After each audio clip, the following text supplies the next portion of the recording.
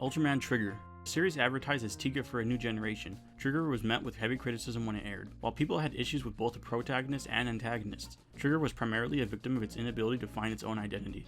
A big part of this is directly the fault of Tsuburaya's advertising for the show. It's incredibly difficult not to expect Trigger to be inspired by or even a direct continuation of Tiga, when the title of the show literally includes New Generation Tiga. The reason this is a problem is twofold. For one, Tiga is regarded as one of the best entries in the entire franchise. Between the end of Ultraman 80 in 1981 and the start of Tiga in 1996, Tsuburaya only produced cartoons, specials, and foreign iterations of Ultraman. This meant Tiga was the triumphant return the franchise needed, and created a plethora of fans new and old alike. When Trigger was announced, these fans were incredibly eager to relive some of their favorite memories. As the show aired, these expectations were missed by a mile, and the show understandably received backlash. However, this backlash only applied to the people who expected Trigger to make them feel the same way Tiga did. So what about the people who disliked the show? Did they have legitimate reasons to dislike it?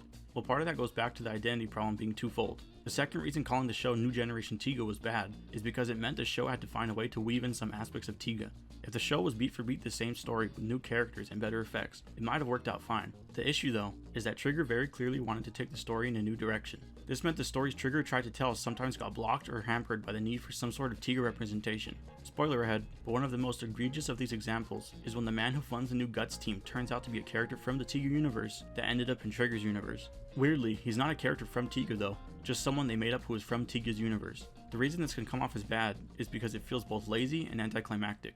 From the start of the show, it was very clear that this character knew about Tiga. He immediately accepts Trigger and makes references to being saved by a similar being in the past. The lazy part is that according to this man, the only reason Guts Select exists in this world is because when he crash landed, the technology on his plane was reverse engineered. It comes off as a phoned in idea as to why Guts has the same name and similar machinery as it did in Tiga.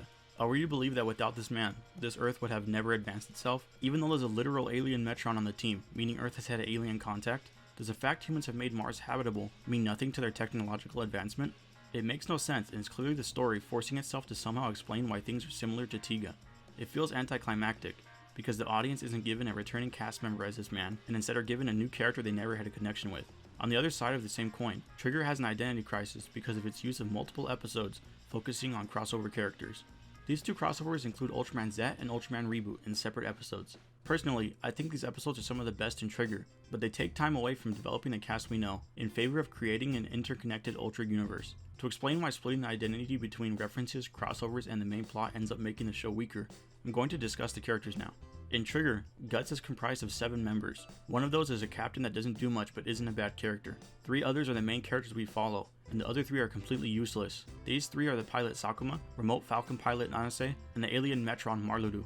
Of the 3, Nanase is the only one who does anything. Even though the falcon isn't that useful in terms of power, it does at least buy time for Trigger to do his thing. Marludu is supposed to provide operational intel to win the battle, but often it comes down to, this monster is called that. I don't know how to beat it though. Sakuma should be important as the pilot, but we only ever see him do 1 or 2 hand motions, the same for firing the main cannon, so either the ship is incredibly easy to pilot, or there's a computer doing most of the work for him.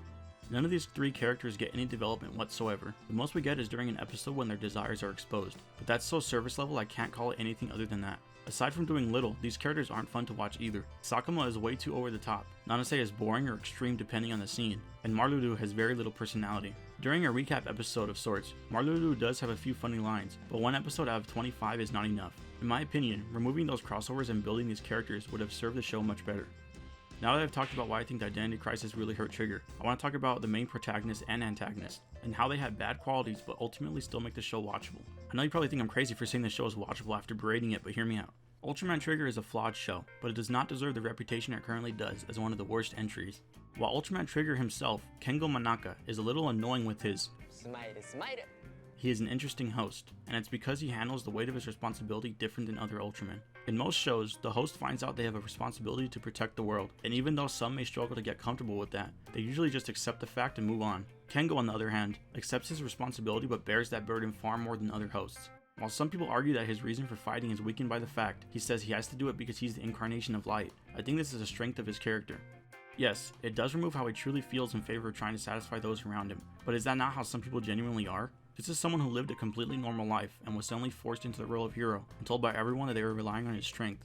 I don't see how it's fair to blame someone for having this personality trait when it was hoisted on them by those around him. It doesn't mean you aren't allowed to think it's annoying, but I think understanding he feels this way based on the circumstances of his situation and his eventual growth to think for himself by the end makes his character have an interesting arc. I agree it wasn't executed the best, but I don't want to dismiss the idea that seeing someone go from trying their best for others because they felt they had to, evolve into someone doing their best because they want to as a bad idea. I think it's really interesting and deserves a little less hate, or at least hate from a new perspective.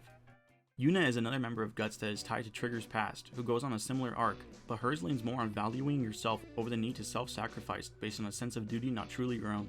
They're both good arcs for good character development, but unfortunately missed a few marks probably due to the identity crisis. The other member of Guts, Akito, is an enjoyable character, but I think describing him as fine probably does the most justice. He goes from unlikable to likable, provides the group's tech, and ends up as Kengo's best friend. It's nothing crazy, but it's fine. The main standout of the show is Ignis. Ignis is an alien treasure hunter whose homeworld was destroyed by one of the Giants of Darkness. He appears in the show as a selfish character, but quickly becomes the one with the most growth.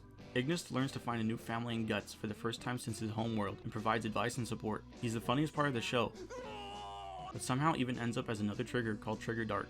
While this was cool to see, I do think it's partly why the finale felt a little off. So before we get to that, let's talk about the villains of the show.